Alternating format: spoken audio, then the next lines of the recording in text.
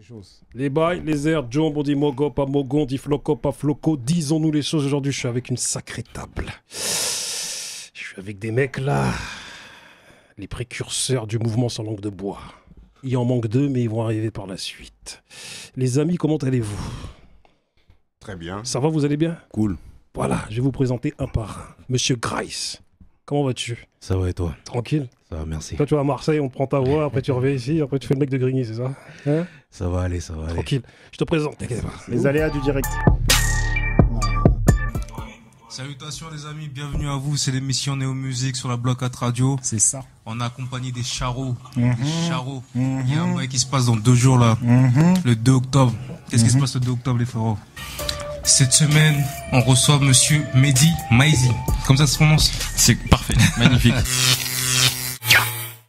Bienvenue dans la Néosphère, c'est l'émission Néo Musique, on est sur la Blackout Radio.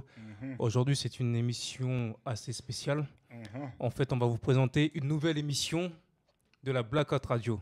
L'émission, ça s'appelle Disons-nous les choses. Voilà. Et pour faire la transition, on vous a ramené un invité de marque. Tu vas me faire blanchir. Sneak. Yes. Salut à tous, bienvenue, c'est Grice, j'espère que vous allez bien. On commence la semaine avec Espion. Comment tu vas frérot? Aujourd'hui je suis accompagné de SDM. KGM, rappeur de Grigny la Grande Borne. Il y a de l'originalité chez Dipset. Aujourd'hui, vous allez dehors, Du rose comme jamais. avec... Je suis entouré de la fine équipe, des spécialistes. Karine, lorsqu'elle a sorti son album, Ça fait pas 5. Tu me plais, tu me plais, tu me plais, tu me plais. Le morceau est... Monsieur Grice, ça va quoi? J'ai même cru que ça devenait une spéciale Grice là. Non, mais regardez, je dis Grice, mais c'est Max Payne et Grice. Néo Musique, regardez, c'est les vidéos, c'était pour vous deux. En réalité. Exactement. Bête de Vous avez vu? parcours en tout cas. Exactement, votre parcours il est honorable, les frères. Sachez-le. Grice et Max Payne. Monsieur En Barberich. plus, moi, ce que j'ai Allez, bien aimé, c'est de voir la barbe qui est pas blanche après la barbe blanche. Et la vie, c'est long. Voilà, on prend de l'âge, ça c'est magnifique, c'est beau, tu vois. C'est le charbon, tu vois. Voilà. T'inquiète pas, Bob, je t'ai pas sauté. Hein. C'est que toi, c'est spécial. Mention spéciale. Non, tu peux pas avoir des vidéos de moi. Ah, mais j'ai recherché, il y en a aucune, mon frère. Aucune, tu vois. Bah oui, c'est pour ça que je t'ai dit, tu peux pas. Mais tranquille, on va te présenter comme il se doit. Monsieur Barberich, comment vas-tu? Très bien. Tranquillos. Ouais, cool. Berger pas On est mouton. en famille donc Toujours. on est bien. Je t'en prie. Attends, toi, tu pensais qu'elle allait dire l'autre? Ben, elle a Danny Santé. posé sur des sons de Danny Santé aussi. Un seul, hein. Oublié, mais c'est pas un son afro. Ah d'accord, pardon, excusez-moi, je voulais pas choquer les puristes. T'es sûr? Ouais.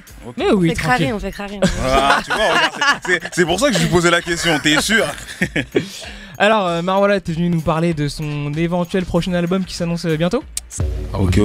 Hall 14, c'est avec des mecs de chez toi? Ouais, c'est les mecs de chez moi, c'est vraiment. D'accord, donc c'est bien parce qu'en plus, tu fais croquer. Je suis vraiment particulièrement content de te recevoir pour ce premier numéro du Portrait du Berger. Bah t'es avec moi parce que t'as sorti ton album Thugs of Anarchy. Après je sais pas si je prononce bien parce que moi et l'anglais ça fait. Ouais, moi aussi. T'es pas obligé que de constituer ton gang, tu vois, ton équipe qui va se battre en boîte de nuit après ton showcase. Mais il faut aussi leur faire comprendre qu'il y a d'autres orientations. C'est les rappeurs, et c'est les rappeurs qui sont contre toi, c'est pas moi, effectivement. Mais toi qui me connais, mais si, mais... Donc c'est cool. Et s'il te plaît la prochaine fois les parties faut qu'elles soient plus longues. T'inquiète. Raconter des nique ta mère, je bicrave à tout bout de champ, c'est ça qui fonctionne. Donc on se prend pas la tête. tête. L'environnement vous dites la même chose. parce que Nekfeu il a étudié, Dites la même chose, c'est-à-dire que tu sais il y a des rappeurs par exemple actuels et on voit des phénomènes de rix dans différents départements, différentes régions de France. Il y a pas forcément des grands derrière. Après, il y a des gens têtus. Hein. Pour moi les jeunes ils connaissent pas assez la culture dans laquelle ils évoluent. Je suis Barberich. Magnifique. Quand tu revois tout ça, tu te dis quoi? Je me dis que je suis comme Soprano et Pharrell, je vieillis pas. Non, c'est nostalgie de fou. Ça me rappelle une époque, des époques. À ta gauche, il y a monsieur Tonton Marcel. l'homme du terre-terre. En tout cas, merci déjà pour l'invitation. Ça fait plaisir de se retrouver autour de cette belle table. Voilà, c'est des gens que je connais, que je côtoie. Et franchement, ça me fait plaisir à nouveau de les revoir, quoi. La vidéo de présentation de Tonton Marcel, s'il te plaît. Si, tonton Marcel, toujours au cœur du terre-terre, on exclut pour la caméra endaout.com. On est de retour avec l'homme qu'on appelle Cozy. Il va nous présenter un kicker. On est là, on va bien, frère. Je t'ai ramené Gradure, il est là, le soldat. Ok. Voilà. Gradure, comment vas-tu, le frère là? Ça va et toi? Ça fait plaisir. Hein. Et tout simplement, Driver, comment vas-tu un peu? Comment tu te sens un peu dans ce rap game là? Écoute, ça va, on se maintient. Hey, Jogaman, ne tombe pas, attention, tu vas tomber là. Tu dis non. Là, je viens, c'est réclamation pour les mecs qui ont fait 2003 là. J'ai fait le morceau en 2003, je t'emmerde. Bon, maintenant, il y en a plein qui arrivent en 2012, 10, 11, qui ont des réclamations à faire. Ici, Watibé, toujours en action. Section d'assaut, ça se passe ou quoi la famille un peu là? Ça se passe. Maître Jeans, quoi de neuf pour section d'assaut là un peu là? Des choses se passent à fond, on est là. Salut la famille, c'est votre gars, votre beau tonton Marcel. Bienvenue dans le Marcel Show.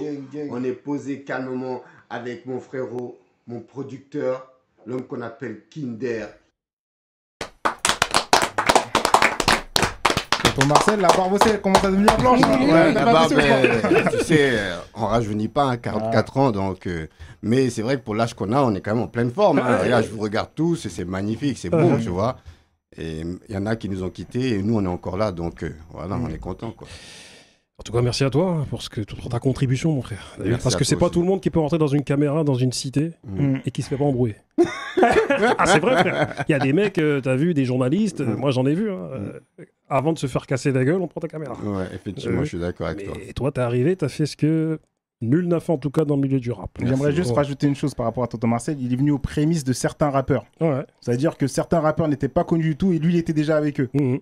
Voilà. Merci. Tu rentres à couronne. C'est gentil. Exactement. C'est ça. Mais Max Payne, toi aussi, j'étais pas bien présenté et tout. Même si on avait la vidéo elle représentait vous deux, mais toi. Non, moi je suis juste un jeune être humain issu du 9-1. Qui s'amuse devant la caméra. Mais je sais qu'à un moment donné, t'étais young, t'en avais marre. Oui, mais là c'est dû au problème. On est sans langue de bois de toute façon.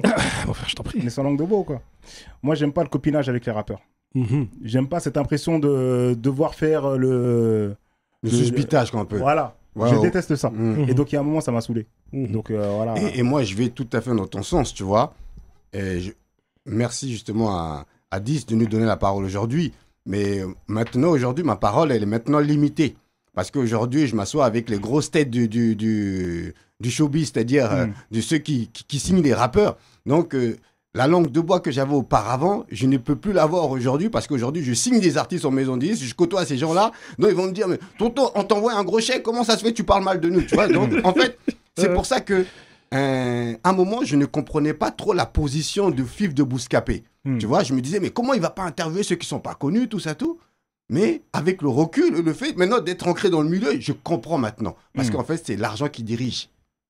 Je sais pas si vous comprenez ça. On te comprend, c'est ça. On appelle ça une espèce de connivence, quoi. T'as vu? Médias, industrie. Mais là, on va présenter celui Je comprends, mais moi, je suis pas là-dedans. Non, moi, j'ai pas dit que je cautionnais, mais j'ai dit que c'est compris. Mais vas-y, je t'en prie. Non, mais je comprends totalement. Je comprends totalement. Et après, c'est le reflet de notre industrie, en fait. Donc après, chacun a son positionnement par rapport à ça. Chacun a son frigo à remplir par rapport à ça. Exactement. Donc voilà, quoi. L'homme qui est là, jadis, fin des années 90. Un homme qui, d'ailleurs, est autour de cette table, s'en est allé à Génération accompagné de ses amis, afin de leur demander de mettre en place une émission avec toute la courtoisie et la délicatesse que nous leur connaissons. Une émission qui serait animée par des gens issus d'un milieu d'où vient cette culture, que cette radio et d'autres promouvaient. À l'usure, avec des arguments percutants, ils furent convaincants, d'où Génération 2000, animée dans ses premiers temps par cet homme et la journaliste aujourd'hui productrice, entre autres, du spectacle L'âge d'or du rap français, Valou, big up à elle. Cet homme, sans s'en rendre compte, avec son bel accent ivoirien, a apporté un nouveau ton sur les ondes FM. Le ton des gens de dehors, comme dirait l'homme au béret. Ce ton sans langue de bois. Un ton qui nous est familier, nous les gens de dehors, mais pour une bonne partie des auditeurs et des responsables des radios de l'époque, pas vraiment. On a tous en tête ces débats sulfureux du samedi matin avec ses acolytes de l'époque, Princesse Agnès. Il y avait aussi le rappeur, comment il s'appelle Murdoch. Voilà, c'est ça. Et je ne sais pas si Rolka est avec vous aussi. Si, Rolka, oui, voilà, c'est ça. Rolka. On a tous en tête l'émission avec Lunatic, prise de tête avec eux en direct, car ils étaient trop silencieux à son goût.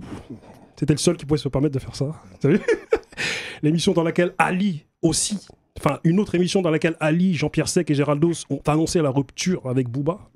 On s'en souvient de cette émission. L'émission dans laquelle MC Jean Gabin est venu présenter son titre Je t'emmerde. Il y a un avant et un après cette émission, le début des clashs à ciel ouvert. Son DVD, me semble-t-il, menace sur la planète rap. Sa compilation Independenza.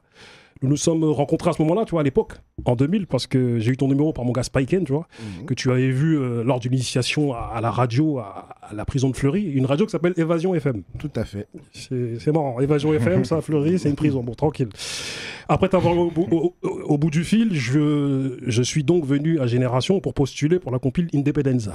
J'avais réuni plein de gars de Grigny, plein de gars. Je dis, les gars, celui qui arrive, il fait percer les autres. On ne sait pas ce qui s'est passé, hein, mais bon, tranquille. Et du coup, tu m'avais dit au téléphone, débarquer à 4, on a débarqué à 15. T'as dit, mais Booba, qu'est-ce que tu fais là? Toi, tu viens comme ça, là, tu viens. Je dis, on est des gars de Grigny, nous, c'est comme ça. Et du coup, avec le temps, comme beaucoup, tu disparus de Génération. Mais avec le temps, sans t'en rendre compte, tu as fait des bébés. Today, on peut te retrouver sur KTP TV. D'ailleurs, il y a une anecdote que tu as faite sur KTP TV où lors de la rupture avec 45 Scientifiques et Booba, et ce qui s'est passé à ce moment-là. Et cette anecdote, je vous invite à aller dessus parce qu'elle est magnifique. T'as vu? Les gens l'attendaient et puis il s'est passé ce qui s'est passé et tout ça. Mais bon, on en discutera plus tard. Cet homme s'appelle Bob de Génération. Il est le pionnier de ce mouvement sans langue de bois. Et il faut l'applaudir comme il se doit. Merci, tu vas me faire rougir à tes mains. En fait, c'est une très belle présentation. J'ai vraiment apprécié.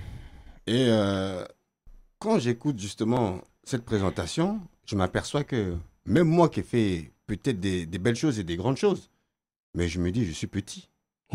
Parce que je ne me rendais pas compte que, en fait, le monsieur qu'on a en face de nous, il avait fait autant de trucs que peut-être même qu'il a rencontré des plus grands que nous encore, tu vois. Parce que moi, c'est vrai qu'entre 2000 et 2004, j'étais aux États-Unis, j'étais à Denver dans le Colorado, Winter Park, j'étais cuisiné là-bas, tu vois.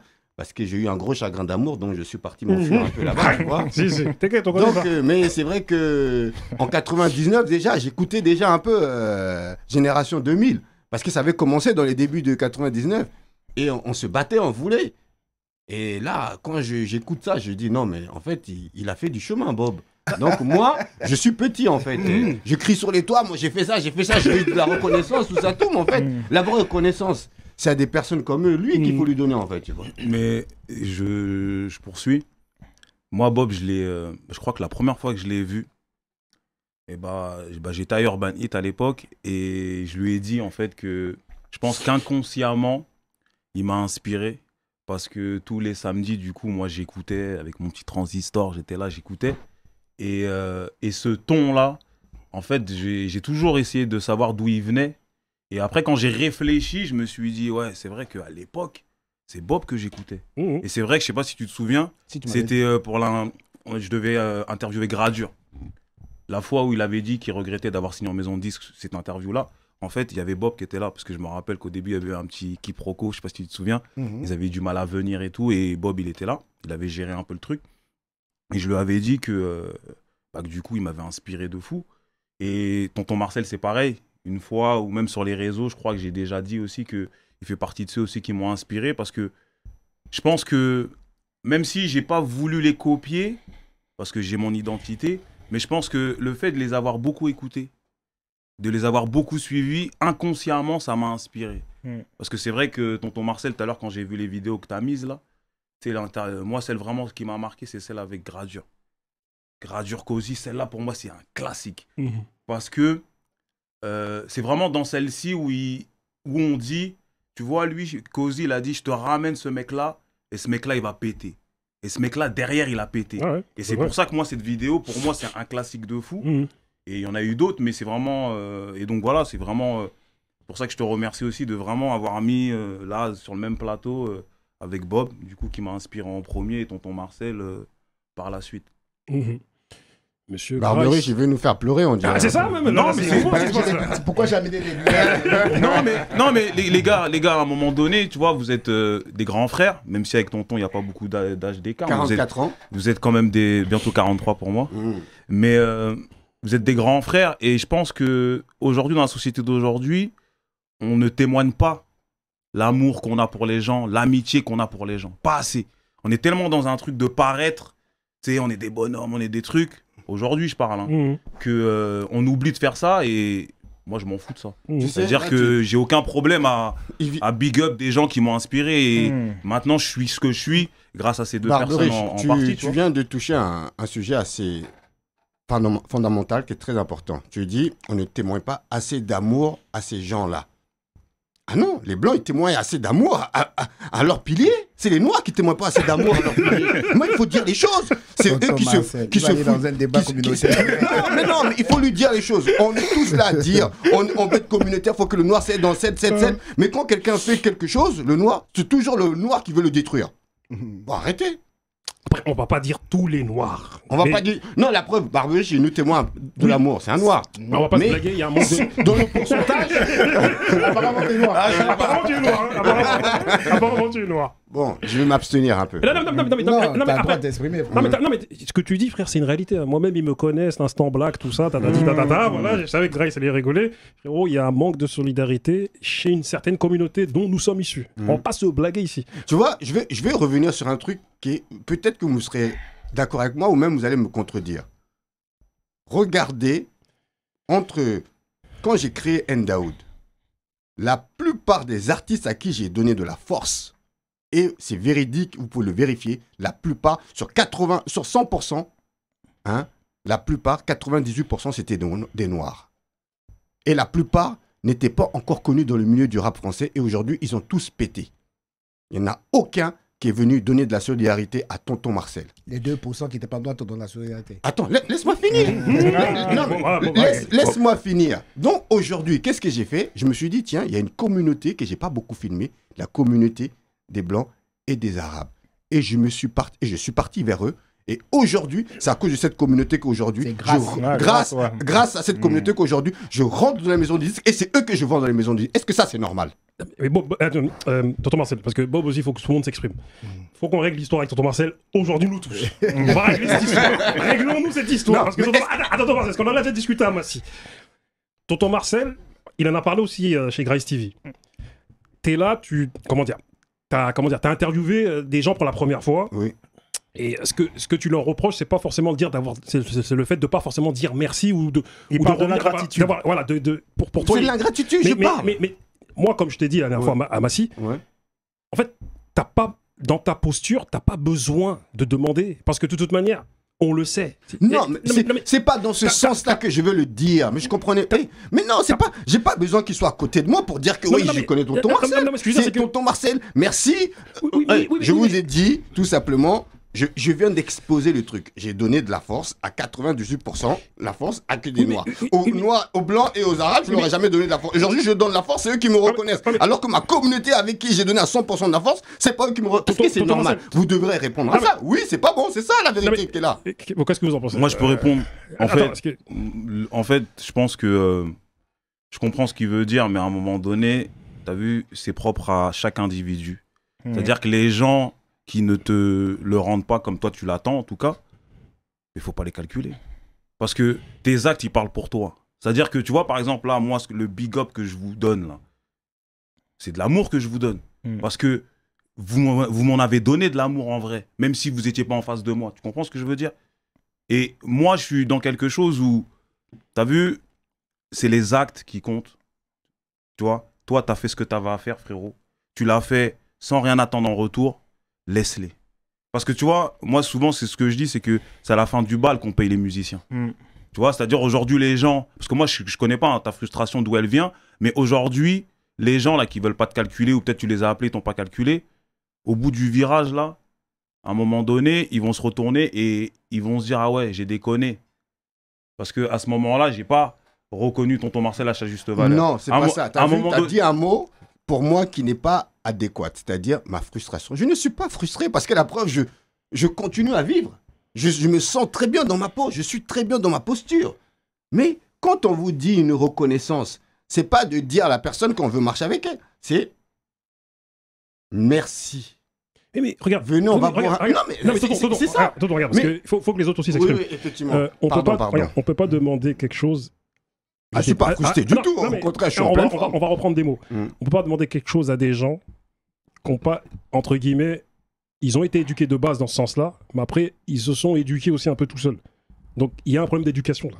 C'est-à-dire, on peut pas demander à des gens qui, à un moment donné, ont un problème d'éducation dans ce sens-là, au niveau de la gratitude. Tu vois ce que je veux dire? C'est-à-dire que, comme l'a dit Alexandre Dumas, il y a des services si grands qui ne se paient que par la gratitude. Les gens à qui on a rendu le plus de services dans nos vies, c'est les gens les plus ingrats, même dans nos familles, même nos amis. Moi, là-bas, je suis jamais allé pour qu'ils me... il me donne un truc en retour. Nous, on connaît ta valeur. En réalité, pour nous, le problème, c'est que tu as vu, ça reflète de toi une espèce d'image de quelqu'un, comme tu l'as dit la dernière fois. Hein, les gens pensent que je suis arrogant, si et ça, mais pour nous, t'as pas besoin de ça. T'es trop grand pour ça. Laisse ça. Parce que je veux dire, les frérots. Je vais t'en prie. Je vais quand même rajouter quelque chose. Je pense que Marcel, son problème, c'est qu'il attend pas forcément quelque chose. Mais il a une façon, lui, de l'exprimer qui peut créer une confusion. Tu peux bien parler. Tu vois ce que je veux dire ou pas? Qui peut créer une confusion. Mais, tu sais, dans ce monde où tu es là, Marcel, tu vois tous ces gens que tu vas voir là. C'est pas une interview contre moi, j'espère. C'est que, tu vois, le monde où tu es, fais ce que tu as à faire, n'attends rien. Mais c'est ce que je fais, non? Non, mais attends. C'est ce que tu fais, mais tu demandes quand même. Tu comprends? C'est normal qu'il faut le demander aussi. Voilà, donc c'est pour ça qu'on se permet de parler. Si tu ne demandais pas, on ne ferait pas cette discussion. Tu comprends ce que je veux dire pas? Tu ne me verras jamais, moi personnellement, attendre quelque chose de quelqu'un. Tu comprends ce que je veux dire pas? C'est-à-dire que dès le moment où tu attends, c'est comme si quand tu faisais, tu étais en attente de quelque chose. Tu comprends ce que je veux dire pas? C'est-à-dire qu'il faut avoir cette chose que quand tu fais quelque chose, c'est parce que tu as envie de le faire. C'est-à-dire, tu n'attends rien de personne. Et aujourd'hui, moi qui suis là, quand je faisais, je ne m'attendais pas qu'un jour, même si je peux vraiment vous expliquer quelque chose qui est important sur ma logique, c'est-à-dire que beaucoup de gens n'ont jamais compris pourquoi j'accentuais énormément. Tu vois? Parce que beaucoup de gens ne savaient pas pourquoi je voulais absolument qu'on sache que c'était un Renoir qui était à la radio. Pour moi, c'était primordial. Tu vois? Parce que quelque part, j'avais constaté que... tu voulais mettre en valeur ta communauté, quoi. Pas forcément mettre en valeur ma communauté. J'avais compris que ma communauté n'avait pas accès aux médias. Parle bien près du micro, ça. Tu comprends ce que je dis ou pas? J'avais très tôt compris que le fait d'être à la radio, c'était déjà un luxe pour moi. Tu comprends? Et je savais ce que c'était l'image et l'audition, c'est-à-dire savoir que le fait de me voir, de m'entendre à la radio, c'est que ça pouvait procurer à un jeune noir dans une cité. Tu vois, j'avais déjà pris conscience de ça.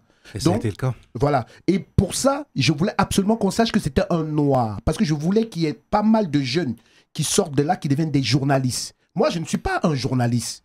Mais je voulais créer l'envie chez les jeunes de devenir des journalistes. Parce qu'il n'y avait pas assez de journalistes. Je vais aller au bout, tu vas comprendre. Il n'y avait pas assez de journalistes noirs. Tu comprends? Quand je viens à la radio, il y avait Jean-Pierre Sec. Vous avez oublié de le dire. Il y avait Jean-Pierre Sec qui était à la radio. Mais quand on écoutait Jean-Pierre Sec, j'ai beaucoup de respect pour lui. On ne savait pas que c'était un noir. Et c'était quelque chose qui m'offusquait énormément. C'est un frère, hein, Jean-Pierre Sec. Oui, tu vois, c'est un frère. Donc, moi, je me suis dit non, tu ne peux pas être dans un média comme celui-là où il n'y a pas assez de noirs et ne pas faire en sorte qu'on sache qu'il y a des noirs. Donc, c'est pour venir à ce que je vous disais, que je savais quelque part qu'un jour, il y aurait des jeunes comme vous qui allaient avoir envie de faire ce métier-là, en se disant que ce blédard-là qui est à la radio, parce que c'est l'objectif, je voulais qu'on se dise, mais ce blédard-là, s'il est à la radio Génération, nous aussi, on peut y arriver. C'était mon objectif. C'était de dire, voilà, je suis un blédard, je suis dans une radio française, parce que n'oubliez pas qu'Africa numéro 1, il y a plein de gens qui m'ont proposé de bosser dessus, j'ai toujours refusé. Parce que je voulais absolument être là où on n'a pas l'habitude d'entendre des noirs, pour créer de l'ambition. Pourquoi je t'ai dit tout ça? C'est-à-dire que quand je fais tout ça, je n'attends pas que demain, Raïs va venir me dire ouais, non, ou bien que Baberuch, ou bien que toi. Non, mais j'ai envie que la communauté africaine, noire, puisse bénéficier de la présence de quelqu'un comme moi et de créer des bébés. Et c'est pour ça qu'il y a un mec comme le mec, comme il s'appelle, Sindanou. Sindanou, qui vient me voir si tu remarques, tout ce que j'ai toujours fait à la radio, c'était pas forcément, même si je me réclame pas autre chose, mais je viens de quelque part qui s'appelle les Black Dragons. Donc je voulais absolument quelque part, sans pour autant que les gens se rendent compte, c'est-à-dire influer quelque chose, sans que tu saches que je suis en train de te le mettre, au fait. Tu comprends ce que je veux dire ou pas? Donc, en gros, je vais te dire, tu ne savais pas qu'il y a des jeunes qui allaient Barberich aujourd'hui, parce que quand tu parles de communauté noire, Barberich aujourd'hui, c'est en Renoir. Tu ne savais pas que Barberich allait un jour peut-être apprécier ce que tu fais. Mais tu ne sais pas ce qu'un autre gamin qui est de l'autre côté aussi a fait. Donc celui qui ne t'a pas donné, c'est-à-dire, moi, mon problème, c'est que j'ai l'impression que c'est une certaine personne que tu veux. Ce n'est pas forcément les noirs, c'est une certaine catégorie de personnes que tu attends le merci. Tu vois ce que tu dis, c'est que... Désolé de prendre un peu trop la parole. Moi j'ai beaucoup pris même, il faut que j'arrête. C'est très bien. Tu vois justement ce que tu dis et que tu as dit il y a quelques secondes auparavant, quand tu disais tu voulais qu'on sache que c'était un noir. Mais moi, quand j'ouvre un Daoud et que je vais interviewer, la plupart dans les quartiers, c'est que des noirs. Mais parce que c'est eux qui rappent. Non, parce que je voulais justement interviewer que mes frères noirs, parce que je voulais que je me dise la culture hip-hop appartient aux noirs. Oui, mais... tu vois, donc c'était pas parce que c'était eux qui rappaient, parce que j'étais un pro black à l'époque. Parce que moi, n'oublions pas que non mais laisse-moi finir. N'oublions pas que je revenais quand même de 4 ans sur les territoires américains. Je suis dans le Colorado à Winter Park. Pendant 4 ans, j'étais autour que des blancs et j'étais le seul noir. Donc quand je revenais en France et j'ouvrais comment s'appelle mon site de rap et je me dis non, je vais interviewer que ma communauté, parce que je me dis ma communauté elle mérite, parce qu'il n'y avait pas assez de médias pour leur donner la parole. Tu comprends ce que je veux dire? Donc j'étais un peu bac, j'étais un peu comme toi. Mais regarde tonton, il y a une réalité. Monsieur Mao qui arrive. Mao, ouais, je t'en prie. Magnifique. Mais c'est vrai que comment ça s'appelle là, je pense que. Attends, regarde. Il faut qu'on quitte un peu. On va quitter on va quitter ça. Mais t'as vu, moi, ce que je voudrais dire, c'est qu'à un moment donné, il y a une réalité. Pourquoi t'as interviewé plus de noirs dans les quartiers? C'est parce que c'est sociologique et démographique aussi. C'est-à-dire que dans les quartiers, comparés aux années 80, 90, 2000, il y avait plus de Maghrébins dans les années 80-90 parce que c'était aussi dû à l'immigration et dû à la colonisation. Les Maghrébins sont fait coloniser bien avant nous. Et maintenant, ce qui s'est passé aussi, c'est que les Maghrébins ont quitté les quartiers dans les années 2000 pour aller dans les zones pavillonnaires. Donc du coup, aujourd'hui, dans les quartiers proches banlieue parisienne, il y a majoritairement des Noirs. Et ceux qui rappent sont majoritairement Noirs. Donc en fait, le fait que tu aies interviewé des rappeurs qui étaient Noirs, c'est une logique dans la mesure où il y avait majoritairement des Noirs dans les quartiers qui sont proches de banlieues, des proches des grandes métropoles françaises. Tu vois ce que je veux dire? Mais bon, tout ça pour dire que monsieur Mao... Je peux juste ajouter une chose. Moi, j'aimerais savoir aussi, parle bien près du micro, s'il te plaît. Il parlait d'interviewer des Noirs, justement, dans les quartiers. Mais en même temps, quel est le positionnement de ces artistes au niveau des maisons de disques? Parce qu'en vérité, ce que je veux dire par là, c'est qu'eux, ils n'ont aucune force. Et c'est pour ça que derrière ça, eux, peut-être qu'ils voulaient protéger une place. Peut-être qu'eux voulaient protéger une place. Et c'est pour ça qu'ils se sont dit, bon, Tonton Marcel, on va pas spécialement le mettre en avant parce que nous-mêmes, on n'est pas sûr d'avoir notre place justement dans cette part du gâteau. Et c'est peut-être pour ça aussi que c'est déjà bon. Mais en vérité, tu n'as pas interviewé avec des Noirs.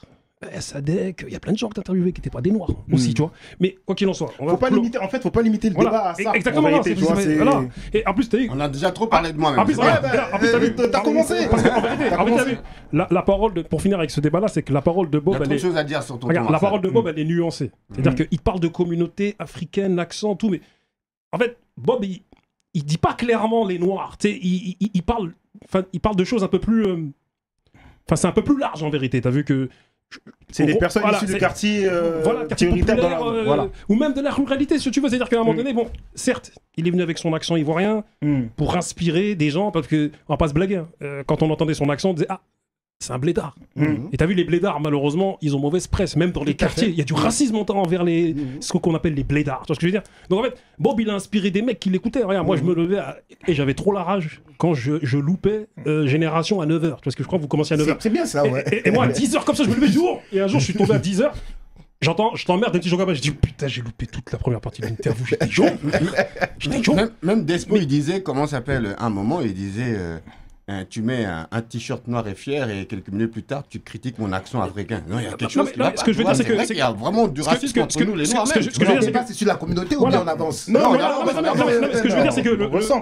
C'est-à-dire, c'est que Voilà, le débat est plus large que ça. C'est-à-dire, il y a des gens d'une certaine condition qui se reconnaîtront dans ce qu'on dit. Il y a des gens qui sont issus d'un autre milieu qui se reconnaîtront aussi dans ce qu'on dit. C'est-à-dire qu'on s'adresse à tout le monde en réalité. C'est-à-dire que on est tous tombés sur des blancs ou des maghrébins ou des asiatiques qui viennent d'un autre milieu et qui nous comprennent plus que des gens avec qui on est tout le temps. Et ça, c'est une réalité. C'est-à-dire que notre message s'adresse à tout le monde. Mais quoi qu'il en soit, monsieur Mao, comment tu vas? Ouais, ça va, moi, je suis à bourre de ouf. Ouais, j'allais au coiffeur, là, frère. Je suis à la Damso. Ouais, 70, c'est loin. C'est loin, frère. Est-ce que tu peux balancer la vidéo de Mao, s'il te plaît? Ah oui, une vidéo sur moi, tout. Bienvenue dans l'émission Starting Block HD, présentée par Mao et Adams sur la radio RVVS 96.2. Yo, bienvenue dans l'émission On en parle. C'est des grands messieurs qui nous ont marqués. Différent, il y a une différence. Il vient juste de confirmer ce que je suis en train de dire. Ouais, il y a une différence. On va en parler, voilà.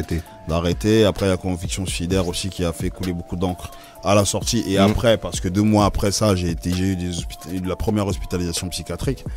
Et... Je vais dire un peu par la force, pour ensuite faire imposer cette musique et la vendre comme on a pu la vendre. Fond et la forme, c'est pas parce que Jul il a vendu plus d'albums en ça première semaine que Rof qu'il est meilleur que Rof. Exactement. Bah, ça c'est le problème qu'on a la plupart des rappeurs qui à l'ancienne. Surtout qu'on sait comment c'est le rap avec tous les entourages qu'il y a derrière. Tu vois ce que je veux dire? Comme aussi les filles, il n'y en a pas beaucoup dans le milieu, j'ai envie de privilégier les voix féminines. Je vais dire, donc arrêtez de me mettre toujours les trucs sur mon dos. Mais on dit jamais c'est la faute du rappeur, on dit toujours c'est la faute du média. Oui, mais parce qu'en en vrai, tu m'as fait quelque chose. Pourquoi c'est toi qui as le seum? Exactement. Et parole véritable, franchement, c'était le clou. C'était le clou. Cette émission-là, voilà, j'ai vraiment kiffé. On a pu aussi contrebalancer avec des artistes en devenir, tu vois. Des mecs comme Stecky, des mecs comme Cyrano, des mecs comme Raph. Pourquoi c'est dans mon intérêt de faire ça et pas autrement? Eh ben, les scores vont dire que t'es un mauvais producteur, alors qu'en fait... La dernière fois, je regardais les vidéos. Tu vois, on a commencé à les chiffrer, mais pas les premières vidéos. Non, pas les premières, exact. Ouais, voilà. Si tu regardes... Il envoie des messages à Loud. Il dit à Loud, hey Loud, regarde l'épisode de la récré, ils ont pas cité Rof. Bah bien, on a invitant du monde, hein. J'aimerais bien que tu m'envoies la vidéo. Je peux envoyer, t'inquiète pas. Moi j'aime bien. bien. Monsieur Mao, bon, t'étais pas là depuis le départ, mais quand tu vois toute cette table, qu'est-ce que ça t'évoque? Qu'est-ce que tu penses de tout ça, là? De voir tant de visages. Mais parle bien près du micro, rapproche-le de ta bouche, s'il te plaît, sinon on va avoir des problèmes. Dis-moi. Le micro, il est dévissé, je crois. Bah, moi, je suis super fier, moi, d'en arriver là. On vient de loin, j'ai envie de dire, tu vois. On vient de très, très loin. Et on a accompli des choses que je pense moi, jamais j'aurais pensé y arriver jusqu'ici, tu vois. Moi, je me rappelle que la première fois... Moi, je suis clair, tu vois, depuis le début, on est clair. Nous, ce qui nous a motivés, bah, c'est l'équipe du 9-1, tu vois. On a été voir les frères, en fait. On a été vous voir, tu vois. On a même croisé Barbery ce jour-là, en plus, tu vois. Putain, comme, tu vois, rien n'est fait par hasard, j'ai l'impression. Tu vois, on a été vous voir, on vous a demandé conseil, tout ça. On nous a même reboosté pour renvoyer le bail, tu vois. Et vas-y, on a fait notre truc. Et aujourd'hui, on mène un combat. C'est même pas un combat, en fait. On est en train de kiffer, en vrai, tu vois. Et je suis fier de ouf. On a accompli des choses de fou, frère. De fou. Donc, elle est belle. Elle est belle. Grace, Max Payne, s'il vous plaît. Exprimez-vous sur... Parce que tu as vu, comme il a dit, il est venu vous voir. Et vous étiez déjà dans Néo Musique. Et je sais que vous, cette culture de la sans langue de bois, là, vous êtes un peu inspiré des États-Unis, là, Charlemagne, tout ça. Là, vous avez vu les mecs, vous avez dit, même Drink Champ, tout ça. Voilà, vous vous êtes dit, à un moment donné, il faut qu'on se lance dedans. Après, il y a tonton qui nous a mis aussi un coup de pression pour qu'on crée Bloc Up Radio aussi. Vous avez vu, on va pas se blaguer. À Grigny, là, voilà. Tu vois. Après, comme il a dit auparavant, ils sont venus nous voir, nous, dans notre 9-1 à Grigny, quand on faisait notre petite émission. Parle bien près du micro, s'il te plaît. Je suis pas assez près du micro, tu veux que j'embrasse le truc? Oui, embrasse-le, mon frère. Faut que il est venu nous voir directement dans notre émission. Et même au moment où lui, il est venu avec Adams, si c'est le jour-là, si je ne me trompe pas. Nous, on était étonnés que dans le 7-8 là-bas, ils puissent suivre nos émissions. Et après même, pour continuer un peu aussi dans ce délire, une fois je suis parti en vacances à Narbonne et je vois des mecs qui me disent « Ouais, mais toi je te connais et tout, j'ai vu tes émissions. » Moi, tout ça, ça m'étonne parce qu'en vérité, moi je dis que nous on est juste dans notre petit... dans notre petite ville où en vérité, mis à part nous, personne ne regarde. Mais en vérité, ça regardait partout. Et qu'on vous ait donné de la force, merci à vous aussi parce qu'en vérité, il y a un moment où vous nous avez reboosté, vous, en vrai de vrai, tu vois. Mais... C'est mutuel, c'est en fait, on a pris, t'as pris un peu de notre force, nous on a pris de la force à Toto Marcel qui a pris de la force à. Ouais, on s'est tous donné de la force, j'ai envie de dire. Moi j'étais là le jour du rendez-vous. Ouais, t'étais là, je me rappelle très bien, t'étais dans le coin, tu parlais pas. J'étais là, je vois Adam, c'est toi, de venir, et les gars, Néo Musique, on kiffe. On aurait pu faire la même chose, venez avec nous. Et c'est là que Grace vous a dit, non les gars, faites votre bail. T'as vu, développez votre truc dans 7-8 parce qu'on va pas vous blaguer, nous on va pas se déplacer tout le temps dans 7-8. C'est loin, c'est quoi, ils nous ont conviés, on n'est jamais venus. C'est clair, en plus c'est vrai. Jusqu'à présent, mon gars. Bon, Bouba il est venu avec Barbery, mais on attend Max Payne et Grace, c'est le bon. Vas-y, même quand on a fait Urban Cut, on la première interview que vous avez faite, c'est avec nous. C'est exactement ça. On a présenté le projet, tu vois. Après, c'était un peu cafouillis, tout ça, c'était un peu le bordel, tu vois. Mais aujourd'hui, on a fait notre truc, tu vois. On en parle, les crushs et plein d'autres choses. C'est vraiment dans le temps, en fait, tu vois. Par exemple, le premier, on en parle, ça s'est créé avec Despo, tu vois. Ça s'est fait comme ça, par hasard. Despo avait envie de parler. On a fait 3 heures d'émission, tu vois. On a dit, vas-y, parle, frère. T'as envie de parler, lâche-toi, tu vois. Et c'est de là est venue l'idée, on en parle, en fait. Je t'en prie. Moi, juste revenir un peu sur tout ce que. Avec Doudou Masta? Non, Doudou Masta, on n'a pas fait d'émission avec lui. Doudou Masta, le jour où t'es venu, t'étais là, ce jour-là, il est venu juste faire notre jingle. Ah, ok. On n'a fait aucune émission avec lui, en fait. Juste revenir un peu sur déjà le débat sur Langue de Bois. Je suis content de t'avoir là. Je t'avais déjà dit plusieurs fois, mais tu vois, ce que tu dis là, quand tu as fait la radio, pour nous, c'était, on était contents. Tu vois, quand tu parlais de représentation, pour une fois, on se disait, ouais, c'est un Renoir qui animait une émission. Tu vois, on pouvait sans avoir vu ton visage, sans savoir à quoi tu ressemblais, on s'identifiait à toi. Tu vois, pour moi, je sais pas, peut-être que je vais oublier, mais si on parle de Sans Langue de Bois, les premières personnes, c'était toi. En France, Merci. pour moi, c'est... On est venu nous rejoindre là. Lamal. Monsieur Lamal. Retardataire. L'homme fort, comment tu vas? Ça va, L'homme retardataire. Désolé, j'ai complètement zappé que j'étais dans le lit. On voit ça ta tête. Tu sais, c'est son débat avec Pécresse qu'il a... Ouais, c'est ça l'attend. Mais pour l'anecdote, il est allumé? Ouais, il est allumé. Ouais. Tu m'entends? Ouais. Vincent, c'est bon? Ok.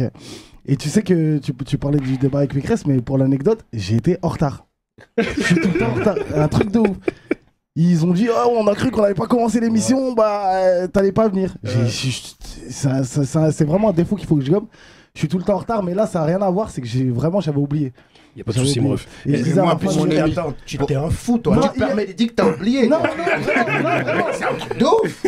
Pour les temps, t'étais pas en retard, hein. Non, les gens ils connaissent. Mais non, je m'en fous qu'on te connaisse. Tu peux pas dire que t'as oublié une émission. J'ai une mémoire de poisson. Non, tu prends une meuf qui s'appelle Jennifer, qui note tout et qui te donne des rendez-vous, mon pote. Exactement. Bah alors, elle t'a pas donné rendez-vous. Eh ben écoute, hier soir, je suis dans mon lit avec ma femme et je dis, voilà, demain j'ai un truc à faire, mais je sais pas c'est quoi. Et je regarde mon calendrier. iPhone, tu vois, je regarde les moyens maintenant. Ouais, j'ai le calendrier. C'est noté sur le calendrier et je regarde pas. Et tout à l'heure, quand Selma elle envoie un message dans le groupe, je dis putain, j'ai dit à ma femme, t'as vu, je t'avais dit. Mais ce qui est intéressant, c'est que l'échange il se fait entre deux. Tu vois, toi t'es le successeur de Bob. 88.2. Tu sais, tu sais. Ouais, bah oui. Attends, avant de dire, vidéo présentation, s'il te plaît.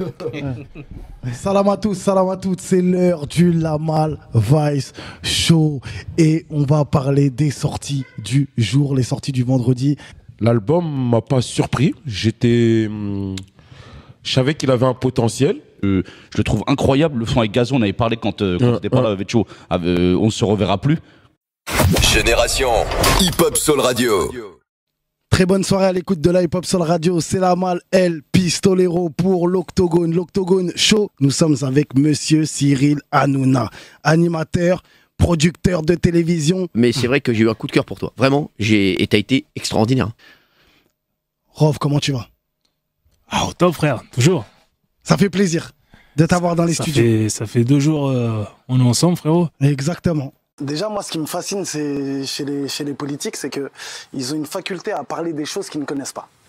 C'est ce que je disais, en fait, sur cette phrase. Mais toi, là, t'as du réseau, t'as des bouts que nous, on n'a pas, frère. T'as vu? T'as oublié de mettre les vidéos où j'étais en prison, parce que ça part de là. Oui, c'est vrai, t'as vu. T'as raison, mon frère. Ça, c'est des coursives de freine. Ils sont des grands bons.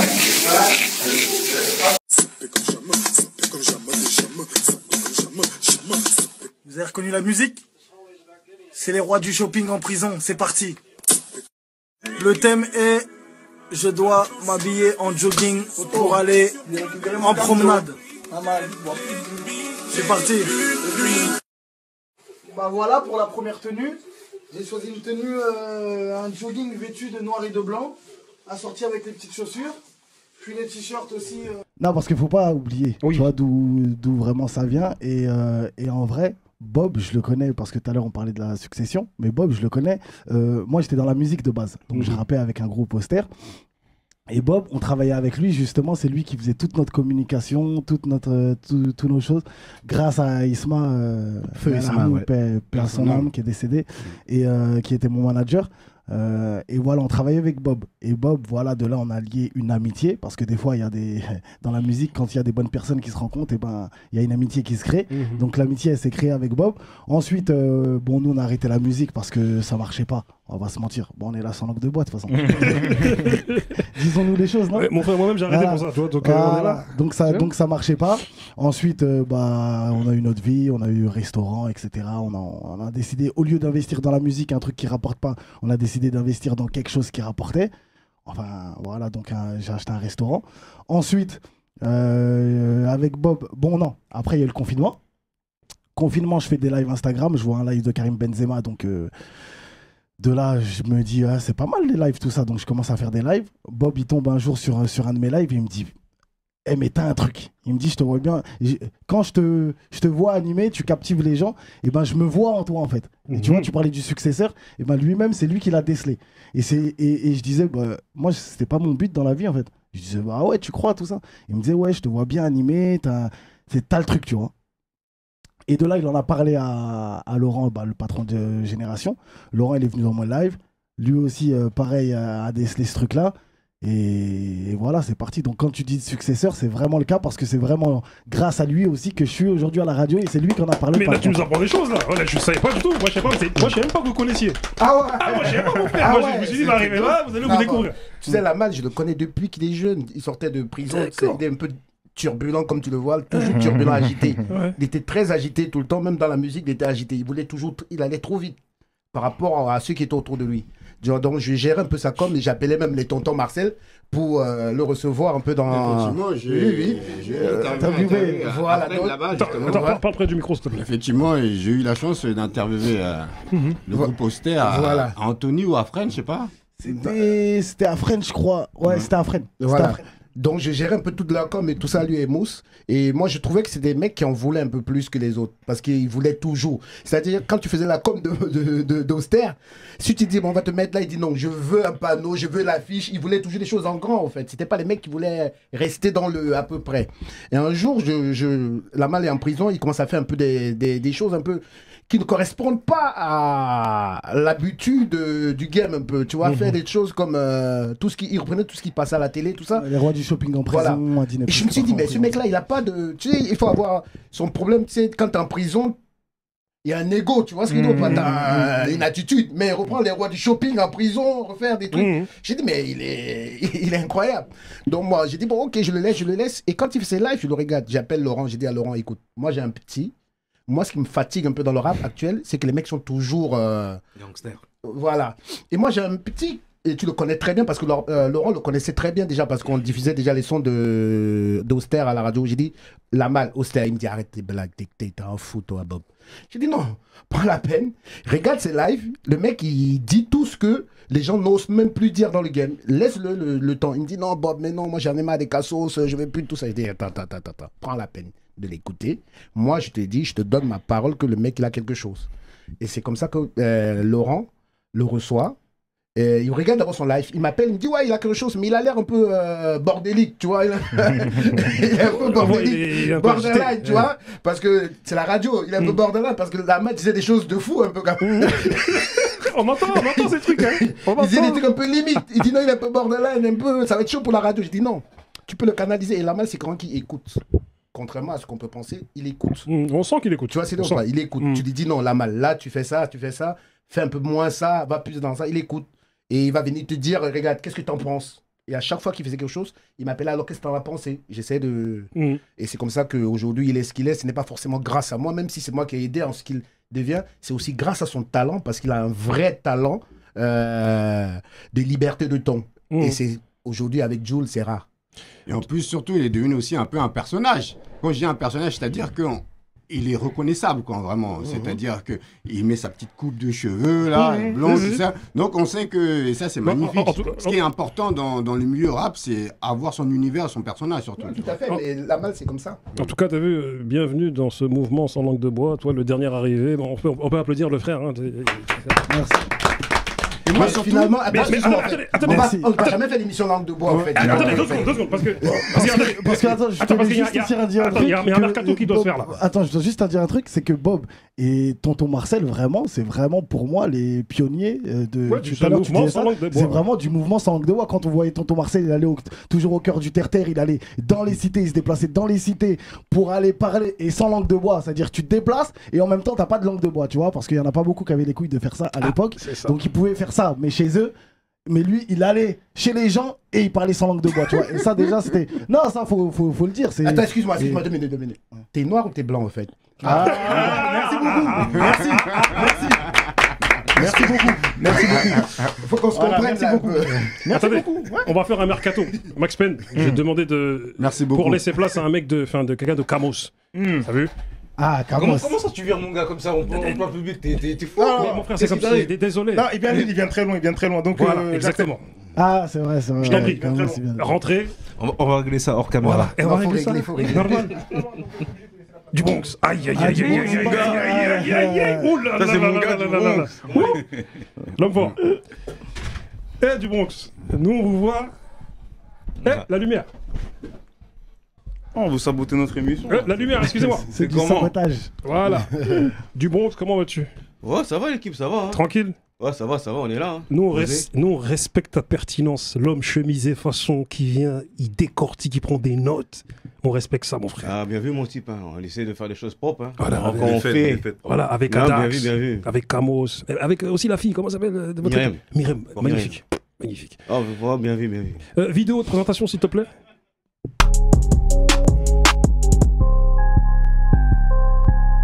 Camos de Nostradamus.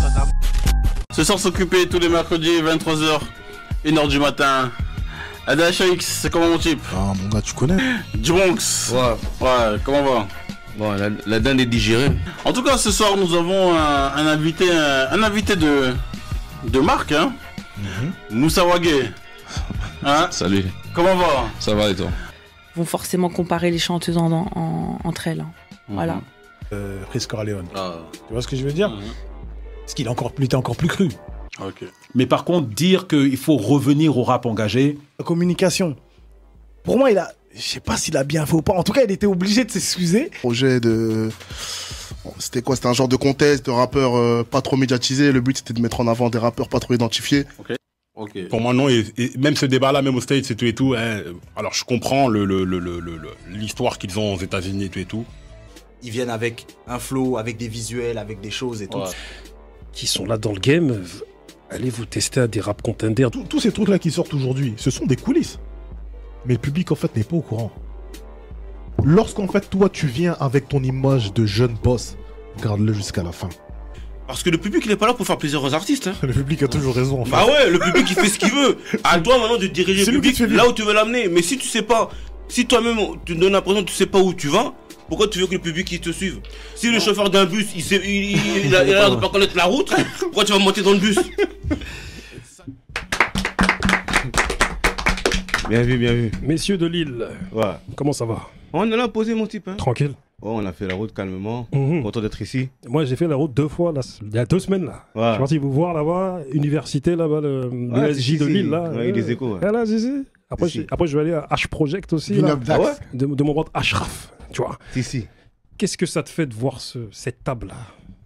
Bah écoute, ça fait plaisir hein, parce que bon, il y a des Tonton Marcel, l'ancien Bob ici, on a vu ça.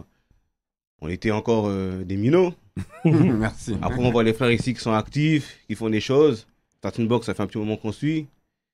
Barberich, depuis l'histoire de radio, tout ça.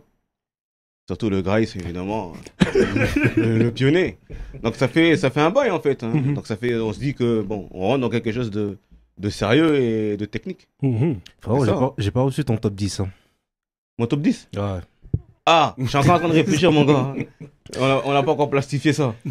En tout cas, t'as vu, désolé, mais on va faire une seconde partie d'ici peu parce que vous avez vu, on a pris du retard. Parce que, et pourquoi on a pris du retard? C'est la question que je te pose. Pourquoi on a pris du retard? En tout cas, moi j'étais là. Tu vois, moi j'étais là. Mao, pourquoi on a pris du retard? Non, Poto, moi, j'ai pas les informations qu'il faut. La malle, pourquoi on a pris du retard?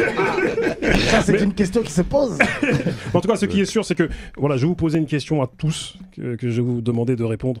Et ensuite, il y aura affaire à suivre. Hein, t'as vu, je mettrai affaire à suivre. Mais pourquoi avoir voulu imposer ce ton sans langue de bois? Absolument. Chacun d'entre vous. Je pense que déjà, je me permets, excuse-moi. Non, vas-y. C'est involontaire.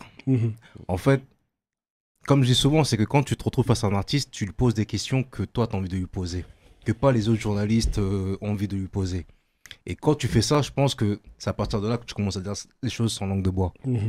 L'artiste te répond franchement, tu lui poses des vraies questions, et même lui-même, ça lui fait plaisir de sortir du cadre de l'interview, on lui pose des questions basiques, tu vois.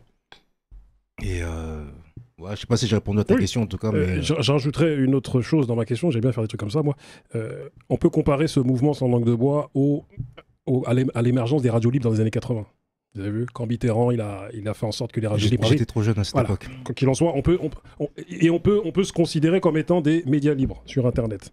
Et ce qui est intéressant dans ce qu'on est en train de faire là, ce que je rajoute à ma question, c'est le fait de mettre en lumière nos discussions qu'on avait dans nos quartiers. Parce que jusqu'à présent, les gens qui ne sont pas issus des quartiers pensaient que nous, on fait que énerver, cagoule, voilà, ce que le rap reflète là, tu vois. Alors qu'on a des grandes discussions, que ce soit des thèmes légers, des thèmes lourds, on a des gens, c'est des grands débatteurs. Voilà. Moi je vais reprendre, c'est que je suis comme ça, tout simplement. C'est-à-dire que moi, dans la vie de tous les jours, je suis sans langue de bois. Que ça plaise ou que ça plaise pas, parce que malheureusement, toutes les vérités ne sont pas bonnes à dire. C'est ce qu'on nous dit depuis qu'on est petit. Moi, j'ai toujours été comme ça, c'est-à-dire que j'ai toujours été sans langue de bois, mais dans la bienveillance. C'est-à-dire que moi, lorsque j'étais chez Urban Hit, quand je suis arrivé, en fait, moi, j'écrivais les questions sans langue de bois. On ne me voyait pas au départ. C'est-à-dire que c'était Rizwan, qui est aujourd'hui Rap Punchline, avant c'était Rap de Test, qui lui avait une émission, Urban Rap La Spéciale, et dedans, il y avait l'interview sans langue de bois. Et du coup, moi, j'écrivais les questions sans langue de bois des chroniqueuses. Et après, moi, je me suis mis devant, mais je ne me suis pas mis dans un rôle. En fait, j'ai été moi-même. Et je reprends ce que dit Grail, c'est que en fait, le ton qu'on a ramené, c'est le ton qu'on pouvait avoir avec nos proches, tout simplement. Parce que moi, je regardais tout. Moi, je suis très éclectique, je regarde de tout. Mais la chose qui me caractérise le plus, c'est le sans langue de bois, parce que je suis comme ça, c'est dans mon ADN. Et je me rendais compte que, à l'époque, je parle de 2012-2013, quand j'ai commencé la radio, hormis Tonton Marcel, du coup, pour moi, les journalistes de l'époque faisaient de la langue de bois. Parce qu'on était dans ce truc où il y avait un profil de journaliste. Il n'y avait pas beaucoup de journalistes renois. Il y avait Tonton Marcel, il y avait Fif. Il y avait peut-être Rap Elite, je ne sais pas si à cette époque-là ils étaient là. Mais ils n'étaient pas nombreux. Et du coup, moi je me suis dit, quand moi je suis arrivé, à un moment donné, je vais m'imposer de cette manière-là. Parce que moi, mes grands frères, ils m'ont toujours dit que quand tu fais quelque chose, il faut que tu amènes une singularité. Il faut que tu sois différent des autres. Et donc, moi, je me suis dit, voilà, dans ce milieu, les gens, ils ont la langue de bois. Moi, je vais arriver, je vais être moi-même, mais je vais rapporter un truc. Donc, le truc sans langue de bois, pour répondre à ta question, c'est quelque chose de très naturel, en fait. Parce que toi, tu avais une page sans langue de bois, carrément. Ouais, j'avais une... Sans langue de bois. Ouais, voilà. la page, elle est venue après, mais dans un premier temps, j'écrivais pour les... Berger pas mouton, tous les bails. Moi... Ouais, je t'en prie. Ouais, non, mais moi, ce qu'il dit Barberiche, effectivement, moi, je dis aussi les choses cash. Et je trouve que c'est important d'être cash, d'être sans langue de bois. Et surtout, moi, en fait, quand je monte Ndaoud... Attends, parle bien près du micro. Quand je monte Ndaoud, en fait, c'est parce que je revenais, comme je disais, je vais encore me répéter, de 4 ans sur le territoire américain. Et aux États-Unis, là-bas, les mecs, ils se parlent cash. Ils en ont rien à battre. Ils se parlent cash. Donc, moi, je me suis dit, tiens, je suis revenu sur mon territoire français. Mais Bougzer, ils tirent à coups de fusil à pompe, des trucs comme ça. Je vais prendre ma caméra, je vais aller les filmer et je vais, même si en fait, ils vont me demander de couper par exemple les trucs qu'ils veulent pas que ça soit diffusé, je vais les diffuser. On aurait dû alors. Voilà. Et donc, c'est là qu'en fait, Ndaoud. Tu commences. C'est là que, en fait, au final, Ndaoud est devenu sans langue de bois parce qu'en fait, je ne voulais plus couper tous les conneries que disaient les rappeurs dans les interviews. Même si ils me clashaient, je laissais parce que je voulais qu'en fait, les auditeurs, je disais qu'ils étaient en direct avec moi pendant que je faisais l'interview, qu'ils étaient là, quoi, en fait. C'est là qu'en fait, c'est comme ça, il est devenu en fait Ndaoud sans langue de bois. Mao, juste avant de te laisser la parole, excuse-moi. Tu vois, le terme sans langue de bois, en vrai, c'est pas ça. C'est que tu parles normalement, en fait. Tu t'exprimes comme quand on parle entre nous. Tu vois, c'est après, c'est comme. Il n'y avait pas l'habitude d'avoir ça dans les médias. C'est pour ça qu'il y a le terme sans langue de bois qui est venu. Bon, en vrai. Non, mais en vrai, après aussi dans le milieu de la musique, on va pas se mentir. Pourquoi on dit sans langue de bois? Parce que dans le milieu de la musique, la plupart des gens, comme il disait tout à l'heure Booba, c'est langue de bois, à mort. Tu vois, donc que ça soit du côté de l'artiste et que ça soit du côté du mec du journaliste aussi. Les deux, ils sont là, ils veulent pas dire les choses. C'est un peu. Quand moi j'arrive par rapport quand Bob il me voit un truc comme moi et que moi j'arrive faire des interviews pour les artistes, moi clairement dans ma tête c'est comme Barbery je disais, pour moi c'est du naturel, je suis comme ça dans la vie de tous les jours. Booba aussi l'a bien dit, dans les quartiers on a eu des débats, chez moi c'était la maison des débats. Quand on était petit on appelait chez moi la maison des débats. Dès que tu rentrais chez moi, tu rentrais à midi, tu ressortais à minuit parce qu'on allait débattre, et tout ça en se disant les choses. Mais tranquillement, sans animosité. Le problème de la musique, c'est que les artistes, ils ont en face d'eux des journalistes qui veulent faire le buzz. Donc dans leur tête, dès qu'ils arrivent en interview, ils sont fermés parce qu'ils se disent quoi? Ah, le mec il cherche la face que je dis, par exemple, je suis en clash avec Booba, bah il attend que je parle de Booba. Tu vois ou pas le délire? Et moi, je parle pour moi, hein. Moi je suis arrivé dedans, dans la musique, on va parler français, poteau, mais j'ai pas envie de te mettre en porte-à-faux.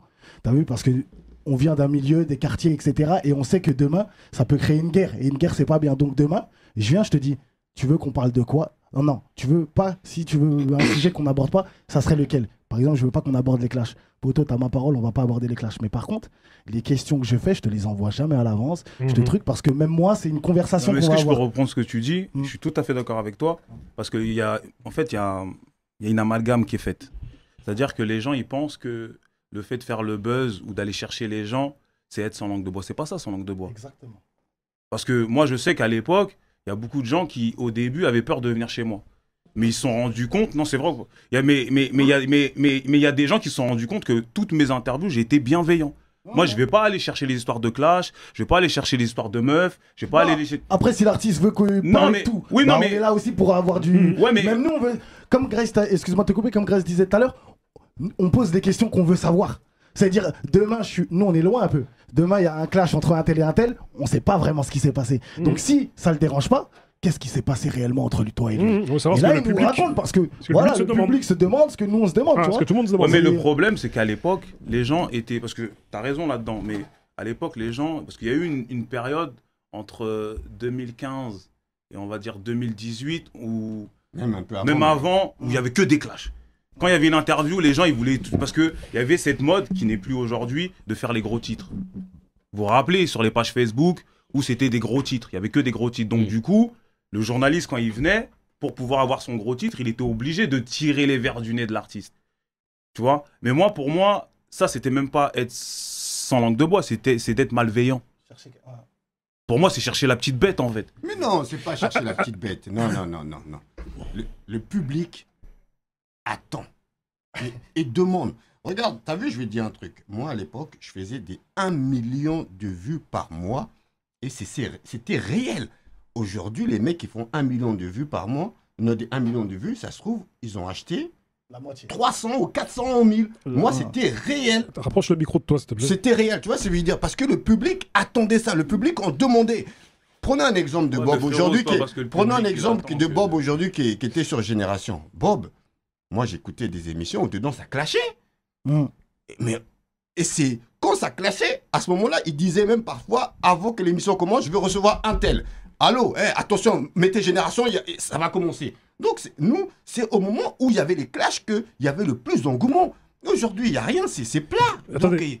Non mais moi c'est pas ça que je disais. Moi je parlais parce que j'ai l'émission après. Moi je parlais en fait. Moi je parle du propos. C'est-à-dire que. Bouba, t'es un vrai Renoir, mon frère. Parce que moi je parle du propos. Tu vois, organisation zéro, frère. Moi j'étais là. C'est vous que j'attendais. On est désolé. Moi j'étais là, moi. Je suis là depuis midi moins le quart, moi. J'étais là. Moi j'ai envie de répondre rapidement aussi. Je t'en prie. Moi, le bail sans langue de bois, moi je connaissais même pas en vrai, à vrai dire, tu vois. Nous on a fait notre truc, tu vois. On a fait notre truc tout seul. C'est les gens nous ont dit, vous êtes sans langue de bois, tu vois. Mais en vrai, on est naturel, tu vois. On est nous-mêmes, tu vois. Et comme il a dit, nous on n'envoie jamais nos questions. J'ai envie de te dire, tu vois, c'est moi qui fais en général les sujets. Les sujets on fait devant le mec, tu vois. On fait devant le mec les sujets et les sujets, les mecs les a même pas vus. Ça veut dire qu'il a même pas le temps de se préparer et essayer du moins de faire de la langue de bois. Ça veut dire en vrai, et surtout nous, quand tu viens chez nous, frère, chez Starting Block, frère, lumière tamisée. T'as le temps de. T'as envie de te livrer. T'as le temps. Ça veut dire que tu te livres, tu vois, sans, tu vois. Et tu sais, on a eu rares les mecs sont venus nous dire, ouais, on va couper, tu vois. Les mecs se sont livrés, ils ont dit des choses, des dingueries, mais tellement c'était fluide. Frère, vas-y, laisse, frère, c'est magnifique, on a fait une super émission, tu vois. C'est pour ça, la sans langue de bois, moi, je connais pas le truc, tu vois. Moi, je suis Mao, je suis naturel, j'ai un truc à dire, je vais le dire. Et si hier t'as baisé une zouze, je veux savoir la gueule. Et voilà, calme, tu vois, ensemble. Du Bronx, parce que nous, on vous suit depuis 2005. Mais il y a des émissions où on peut parler sans langue de bois, il n'y aura pas de répercussions, parce que ces bougs-là ne sont pas assez importants.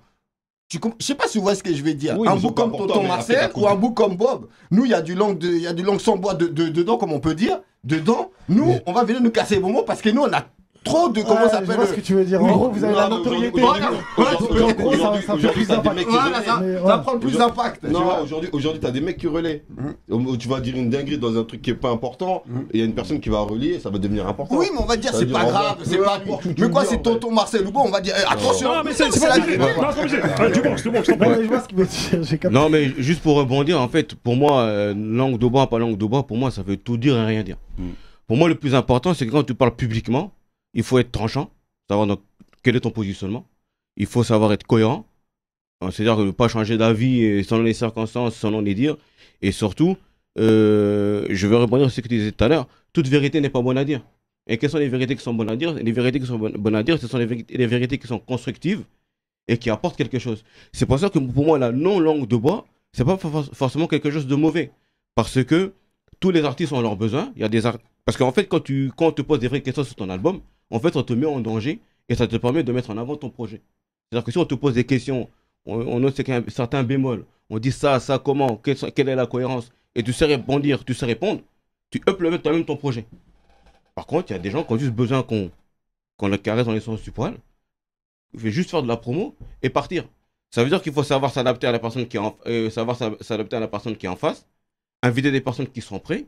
Ceux qui ne sont pas prêts, bah, surtout ils ne sont pas prêts, mais ceux qui sont prêts, c'est là que c'est constructif. Mais quand c'est forcé, quand on a besoin absolu de dire, pas langue de bois, ou commencer à se dire que le public a besoin de ça, pour moi, c'est pas constructif parce qu'effectivement, il n'y a rien de cohérent et ça n'apporte rien. Et pour moi, les vérités bonnes à dire, c'est les vérités qui apportent quelque chose. Et quand tu apportes une vérité, il faut que ce soit cohérent, il faut que ça tienne la route et que tu ne t'attaques pas à la personne qui est en face. Il faut qu'il y ait sa ligne de conduite, du début à la fin. J'ai envie d'applaudir. Moi, je pense que vous avez moi, je suis pas d'accord avec lui parce que moi, je trouve que. Juste une minute, après Bob, il prend. Il n'y a pas de souci. Quand vous dites sans langue de bois, il faut aller dans le vif du sujet. Sans langue de bois, ça veut dire, dis les vérités, t'as un problème avec cette personne-là, vas-y, parle. C'est ça qu'on veut dire. Qu'est-ce qui va pas dans ton album? Mais non, c'est pas mon créneau à moi. C'est pas mon créneau à moi. D'accord, c'est mon créneau à moi. Mais quand je le mets, tu regardes. Donc ça veut dire tu me valides. Non mais mais c'est la vérité. Si tu me valides pas, tu regardes pas. Si ça fait 1 million de vues, c'est parce que tout le monde est d'accord. Et si ça fait 1 million, je trouve que le créneau dans le sens du créneau, c'est on discute. Toi ton créneau c'est on va dans le bail. Voilà, nous c'est ça casse au créneau. Mais au final, tu finis par lui faire dire ce que tu veux qu'il dise. Oui, mais c'est pas. Faut pas le caresser dans le sens du poil. Tout le monde le caresse dans le sens du poil. Tonton Marcel, je prends toujours un exemple. C'est comme dans le football. T'as vu, il y a Guardiola, il y a les Pep Guardiola et il y a les José Mourinho. Les deux, ils ont réussi à gagner la Ligue des Champions mais avec 2 styles de jeu différents. Il y a son style à lui où il est là, conversation, il va ressortir la même chose que toi, tu ressors de l'artiste en étant direct. Il y a plusieurs choses différentes, comme il a dit, toi c'est son style et lui c'est son style en fait. Il y a des gens qui préfèrent converser, discuter, mettre la personne à l'aise, lumière tamisée comme il disait, tout, et l'artiste il se lâche, que toi t'arrives direct, alors ça dit quoi? Et il va te répondre pareil peut-être, mais peut-être il va se bloquer ou peut-être pas, tu vois. Et en fait il y a plusieurs manières. Il va transpirer quoi, c'est ça. Bon, en tout cas, Bob, tu vas finir s'il te plaît parce que là, il faut qu'on finisse. Non mais je vais expliquer un truc parce que je pense que vous n'avez pas compris au fait vraiment d'où vient cette idée de langue de bois. C'est pas de langue de bois. C'est-à-dire avant, dans le journalisme, il n'y avait pas les mecs de quartier.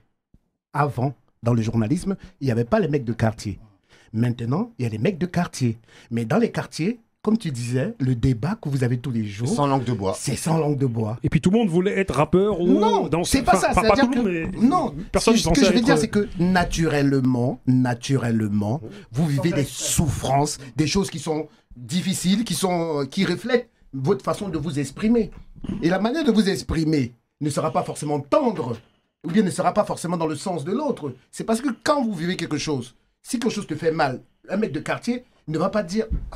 Il va dire non, j'ai mal, point. Oh, qu'est-ce qu'il y a? Tu comprends ce qu'il y a ou pas? D'autres vont prendre ça avec beaucoup plus de diplomatie, vont caresser, de recul, d'amener le truc. Mais c'est ça qui fait la différence. Ça veut dire que avant, il y avait une autre culture dans le journalisme. Aujourd'hui, c'est beaucoup plus des mecs de quartier qui sont journalistes. Donc, forcément, c'est plus rentre dedans, c'est plus brut de... Tu sais, il n'y a pas de... On fait pas du semblant, en fait. Tu comprends ce que je veux dire? Regarde-nous, il n'y a aucune personne ici qui a fait l'école de journalisme. Mais c'est pour ça que je t'ai dit, donc, forcément... On entre dans ce qu'on appelle la vérité brute. Tu comprends? Et les mecs qui sortent, quand ils disent quelque chose, c'est pas forcément... Tonton Marcel, il le dit en fonction de sa nature. C'est nature. Lui, il a sa nature. Moi, mon truc, c'est que je vais vous dire un truc. Tu sais, quand tu fais un journalisme, je sais... Je vais vous donner un exemple. Prenez la peine un jour. Vous écoutez un album. Parce que vous n'avez pas beaucoup parlé des artistes. Vous écoutez un album bien, vous écoutez très bien l'album. D'accord? Vous cherchez une phrase à l'intérieur d'un album et vous posez la question à un artiste, ça va devenir un clash. Ce que je vous dis là, vous faites l'exemple, vous prenez le temps, vous écoutez bien un album et vous prenez une phrase. Il ne saura pas vous répondre et il va vous dire à la fin de l'émission que vous l'avez piégé. Pourtant, la phrase... C'est lui qui l'a dit. C'est lui qui l'a dit de la phrase. Sur ces mots, merci à vous, on se fera une seconde partie. Merci Mao, merci Lamal, franchement c'est bien. C'est ce que vous voulez. Merci. Merci à vous les refs. Merci à vous.